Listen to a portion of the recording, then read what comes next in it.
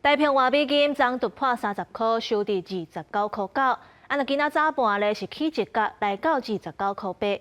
富邦煤的董事长蔡明忠表示，等台湾对美国贸易顺差，即阵搁当咧关税谈判，新台票起价是一定有的压力。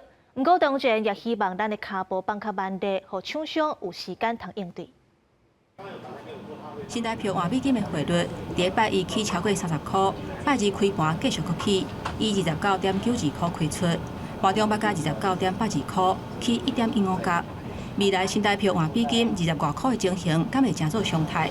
产业界嘛真关注。台币的趋势不太会有变化。那如果你要看短线的话呢，当然就是缓升，大一点点的区间，大概是29.8到30.3之间。那等这个区间破了之后，再看下一步会往哪边走。最近台票一直在起，唔但讲具基等等的产业，甲中央银行化工希望保持30块的大关，就连寿险业嘛因为汇损影响利润。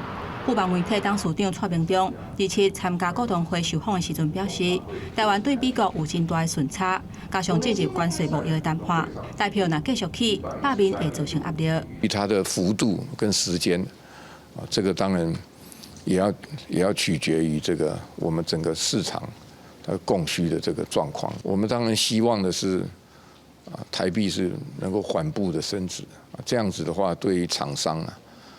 比较有时间能够因应不会突然的措手不及。台票起的这波嘛，连带影响相关寿险业股价的表现。27寿险概念股，像富邦金、凯基金、甲中信金，盘中股价拢有落，台股大盘就算早盘有起，不过随着个反乌，盘中把落加21389点，落超过100点。